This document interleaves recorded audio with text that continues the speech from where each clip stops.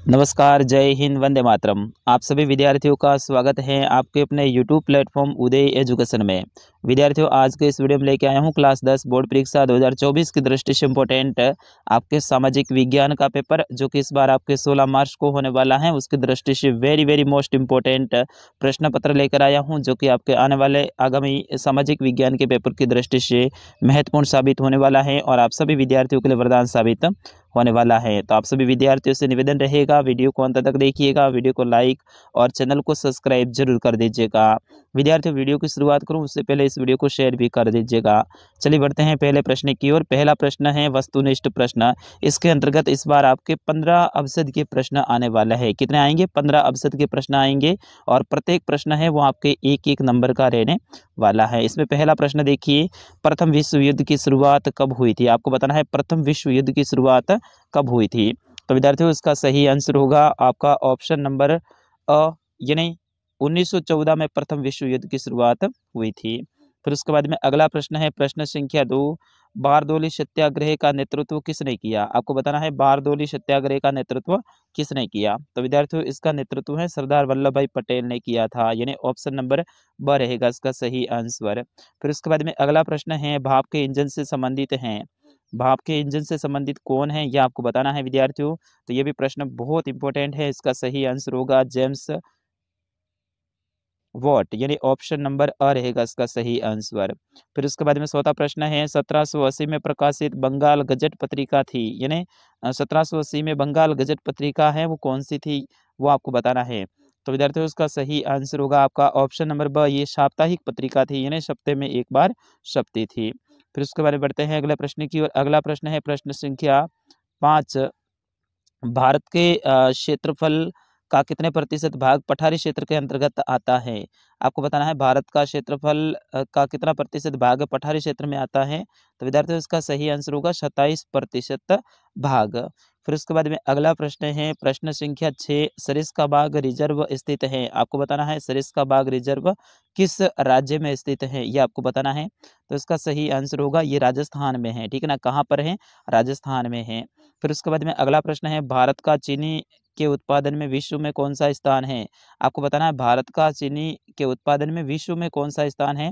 तो दूसरा स्थान है विद्यार्थियों, कौन सा है? दूसरा स्थान है, ऑप्शन नंबर ब रहेगा इसका सही आंसर। विद्यार्थियों, सारे प्रश्न मैं फटाफट बता रहा हूँ क्योंकि कम समय में आपको पूरा पूरा पेपर हल करके बताना है, ताकि आपका ज़्यादा समय भी वेस्ट ना हो और अच्छे से आपको बता भी सकूँ। तो आप वीडियो को अंत तक देखिएगा। अभी तक आपने चैनल को सब्सक्राइब नहीं किया है तो चैनल को सब्सक्राइब जरूर कर दीजिएगा। चलिए अगला प्रश्न है प्रश्न संख्या 8, कि निम्नलिखित में से जल परिवहन का प्रकार है। आपको बताना है जल परिवहन का प्रकार कौन सा है। तो विद्यार्थियों, इसका सही आंसर होगा समुद्री परिवहन है, ये जल परिवहन का प्रकार है, ठीक है ना। तो इसका सही आंसर क्या होगा आपका ऑप्शन नंबर द, यानी समुद्री परिवहन। फिर उसके बाद में अगला प्रश्न है सिंहली किस देश की राजभाषा है। आपको बताना है सिंहली किस देश की राजभाषा है। तो इसका सही आंसर होगा श्रीलंका की। कौन से देश की? श्रीलंका की। फिर उसके बाद में 10वां प्रश्न है संविधान की 8वीं अनुसूची में दर्ज भाषाओं की संख्या कितनी है।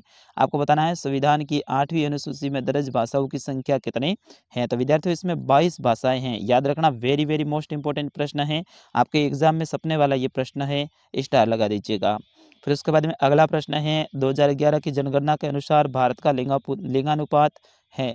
आपको बताना है 2011 की जनगणना के अनुसार भारत का लिंगानुपात कितना है? 943 है, ऑप्शन नंबर ब रहेगा इसका सही आंसर। फिर उसके बाद में अगला है इनमें से कौन सा बहुजन समाज पार्टी के संस्थापक हैं। आपको बताना है बहुजन समाज पार्टी के संस्थापक कौन है। तो कांसीराम, ऑप्शन नंबर अ रहेगा इसका सही आंसर।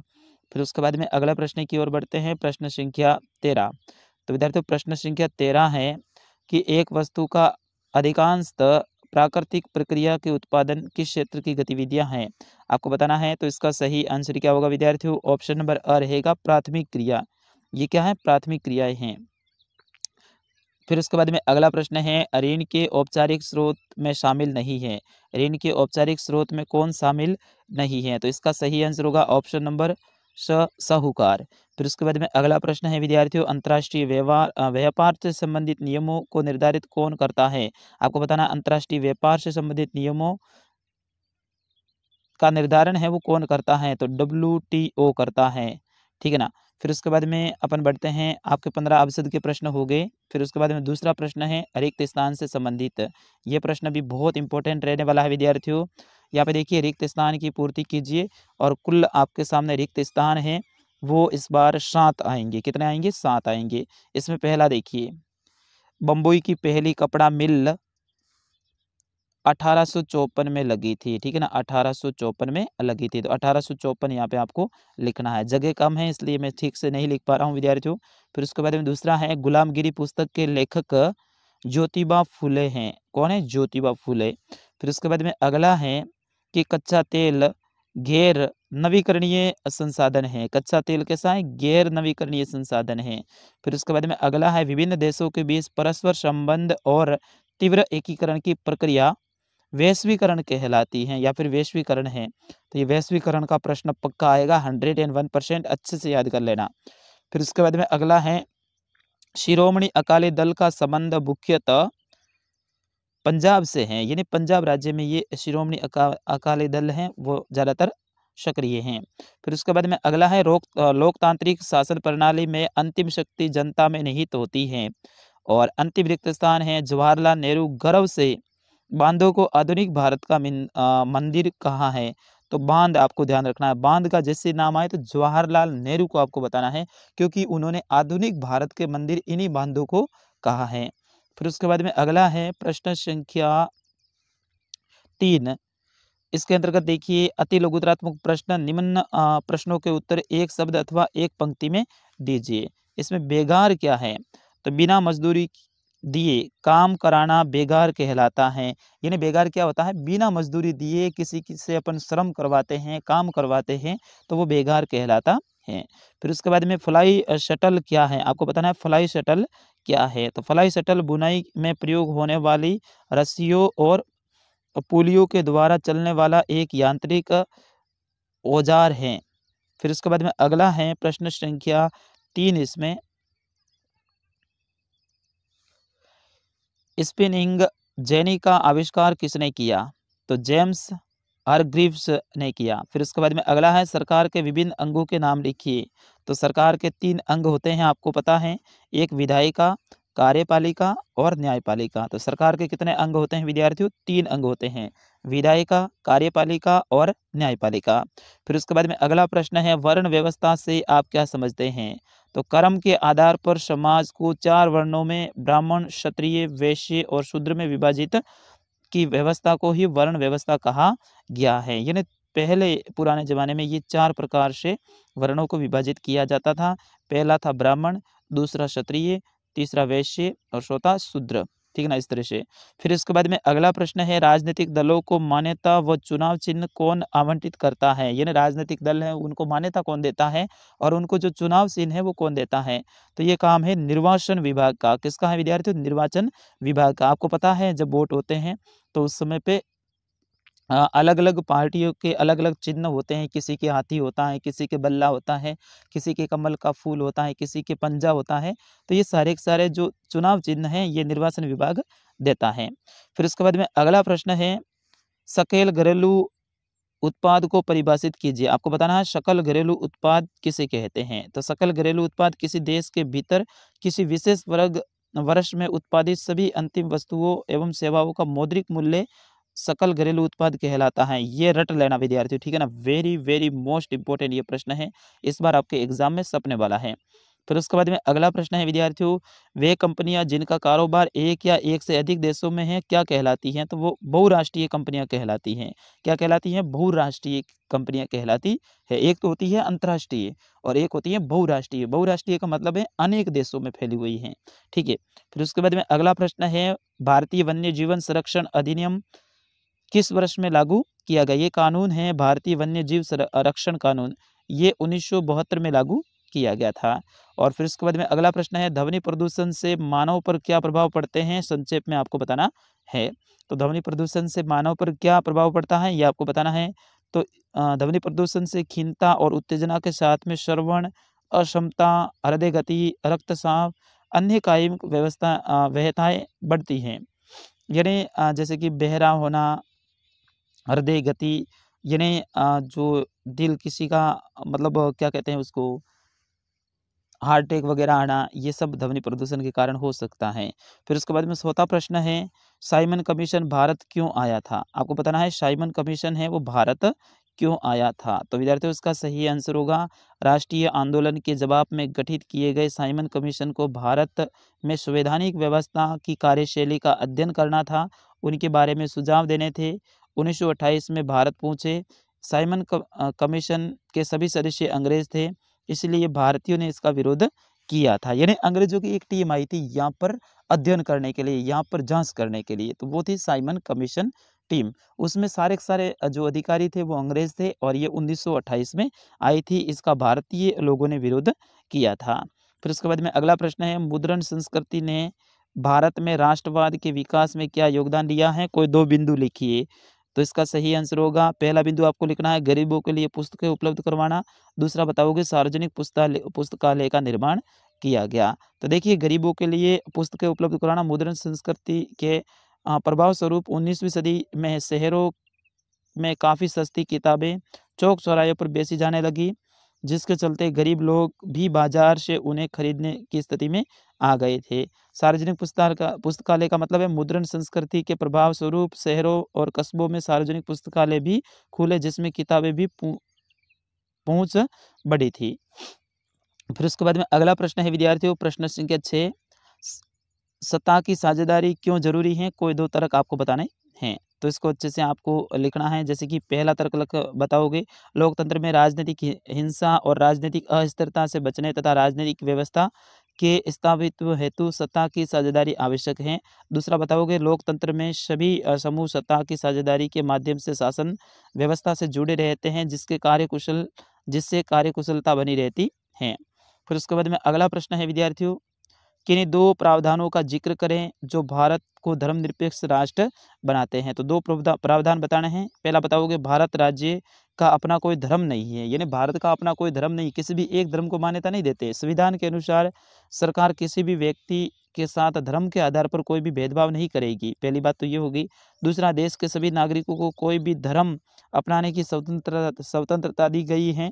नागरिक अपनी इच्छा से किसी भी धर्म को मान सकते हैं, उनका प्रचार कर सकते हैं।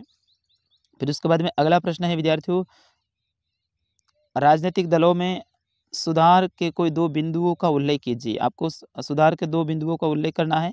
पहला बताओगे, राजनीतिक दलों के नियमित संगठनात्मक चुनाव अनिवार्य करवाए जाए, और दूसरा है राजनीतिक दलों के लिए आयकर की रिटर्न भरना अनिवार्य की जाए। फिर उसके बाद में 9वां प्रश्न है, लोकतंत्र की 2 आर्थिक उपलब्धियां बतानी हैं। फिर उसके बाद में 10वां प्रश्न है, धारणीयता विकास के लिए क्यों महत्वपूर्ण है, ये आपको बताना बहुत इंपॉर्टेंट है। इसका उत्तर आप देख सकते हैं, स्क्रीनशॉट ले सकते हैं।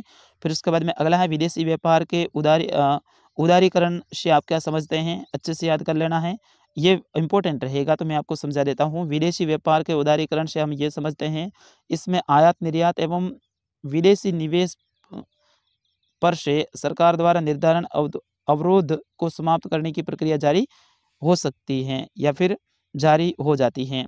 फिर उसके बाद में उपभोक्ता सुरक्षा अधिनियम 1986 के निर्माण की जरूरत क्यों पड़ी, ये आपको अच्छे से बताना है। फिर उसके बाद में 13वां प्रश्न है, पहाड़ी क्षेत्रों में मृदा अपरदन को रोकथाम के लिए आप क्या कदम उठाने चाहिए? तो ये प्रश्न बहुत इंपॉर्टेंट है। पहाड़ी क्षेत्रों में मृदा का अपरदन यानी मिट्टी का खिंचाव रोकने के लिए पहाड़ी क्षेत्रों में सीढ़ीदार खेत बनाकर कृषि की जानी चाहिए। पहाड़ी ढालों पर सघन वृक्षारोपण किया जाना चाहिए और ढाल वाली भूमि पर समोच्च जुताई की जानी चाहिए। तो इससे भूमि अपरदन है, इसको रोक सकते हैं। फिर उसके बाद में अगला है, नर्मदा बचाओ आंदोलन के कोई 2 लक्षण बताने हैं। नर्मदा बचाओ आंदोलन है, इसके कोई 2 लक्षण आपको बताने हैं। तो इसमें पहला बताओगे, यह आंदोलन जंगलों में बांध के पानी में डूबने जैसे पर्यावरण मुद्दों पर केंद्रित है। दूसरा है, इस आंदोलन का लक्ष्य बांध से विस्थापित गरीब लोगों को सरकार से पूर्ण पुनर्वास की सुविधा दिलाना था। फिर उसके बाद में अगला है, उत्तरी मैदान में रेल परिवहन के विकास एवं विस्तार अधिक व हिमालय पर्वतीय क्षेत्रों में कम हुआ है, कारण बताना है। फिर उसके बाद में आगे के प्रश्न है ना, ये आपके दीर्घ उत्तरीय हैं, यानी प्रत्येक प्रश्न है आपके 3-3 नंबर का रहने वाला है। यहाँ पर देखिए, चावल की खेती के लिए उपयुक्त भौगोलिक परिस्थितियों का वर्णन करना है। अगर ये नहीं आता है तो गहन जीवित कृषि को समझाते हुए इनकी विशेषता प्रमुख समस्याएं हैं वो बतानी है। ये प्रश्न बहुत इंपॉर्टेंट है विद्यार्थी, ठीक ना। फिर उसके बाद में अगला प्रश्न है, 1929 की महामंदी को समझाते हुए इनके 2 कारणों का उल्लेख करना है। और इसी में अथवा में आपके लिए प्रश्न मिल जाएगा, इसको भी अच्छे से याद कर लेना है। फिर उसके बाद में 18वां प्रश्न है, संघीय व्यवस्था की प्रमुख विशेषताओं का वर्णन करना है। ये वेरी मोस्ट इंपॉर्टेंट ये प्रश्न है विद्यार्थियों, अच्छे से याद कर लेना। और 1992 के संविधान संशोधन से पहले और बाद में स्थानीय शासन के महत्वपूर्ण अंतरों को बताना है। तो ये बहुत इंपॉर्टेंट है दोनों ही प्रश्न, ठीक है ना, अच्छे से याद कर लेना विद्यार्थियों। फिर उसके बाद में अगला है प्रश्न संख्या 19, बेरोजगारी से क्या आशय है? बेरोजगारी के 2 प्रकारों का उल्लेख करना है। ये भी प्रश्न बहुत इंपॉर्टेंट है। बेरोजगारी का तात्पर्य है ऐसी अव्यवस्था से हैं जिसमें व्यक्ति काम करने के योग्य हैं तथा काम करना चाहता है परंतु काम नहीं मिलता है, तो ये होती है बेरोजगारी। अब इनके 2 प्रकार लिखने हैं, खुली बेरोजगारी और प्रचंड या छिपी बेरोजगारी। इस प्रकार से 2 इनके अंतर हैं। सार्वजनिक क्षेत्र और निजी क्षेत्र में अंतर आपको बताना है, ये भी बहुत इंपॉर्टेंट रहेगा प्रश्न विद्यार्थियों। और फिर उसके बाद में आगे के जो प्रश्न हैं वो आपके निबंधात्मक प्रश्न हैं। प्रत्येक प्रश्न आपके 4-4 नंबर का, इनके उत्तर 200 से 250 शब्दों में देना है। निम्नलिखित पर टिप्पणी लिखिए, वस्तु विनिमय के दोष, मुद्रा के कार्य, इन दोनों के ऊपर टिप्पणी लिखनी है। प्रत्येक प्रश्न है आपके 2-2 नंबर का रहेगा इसमें, ठीक है। और अगर ये नहीं आता है तो ये आप लिख सकते हैं, साक्ष्य आप क्या समझते हैं? भारत में औपचारिक क्षेत्र में साख की संक्षिप्त व्याख्या है वो आपको करनी है। फिर उसके बाद में अगला प्रश्न है प्रश्न संख्या 21, फ्रांसीसी क्रांति के पश्चात फ्रांस में आए बदलाव का विस्तार से वर्णन करना है। और अथवा में ऑप्शन मिल जाएगा, ब्रिटेन में राष्ट्रवाद का इतिहास शेष यूरोप की तुलना में किस प्रकार भिन्न था, वर्णन कीजिए। ये दोनों ही प्रश्न बहुत इंपॉर्टेंट है। और अंतिम प्रश्न है आपका 22वां, कि आपको मानचित्र में भरना है, ठीक है ना। भारत के मानचित्र में सिंगरौली, रानीगंज, सिंगरैनी और नवेली इनको भरना है। तो जैसे देखिए, सिंगरौली उत्तर प्रदेश में यहाँ पर है, सॉरी सिंगरौली मध्य प्रदेश में यहाँ पर है, और रानीगंज यहाँ पर है, और सिंगरैनी यहाँ है, और नवेली यहाँ पर। इस तरह से इनको आपको भरना है। तो विद्यार्थियों, ये था कक्षा 10 का आपके सामाजिक विज्ञान का पूरा पेपर मैंने आपको समझाया है अच्छे से। आप ऐसे ही पेपर देखने के लिए चैनल को सब्सक्राइब करें। इस बार मैं आपके सामाजिक विज्ञान के 5 पेपर अपलोड करने वाला हूँ, तो उन पेपरों को देखने के लिए आप चैनल को सब्सक्राइब जरूर करें। मिलते हैं अगले वीडियो में, तब तक के लिए नमस्कार, जय हिंद, वंदे मातरम।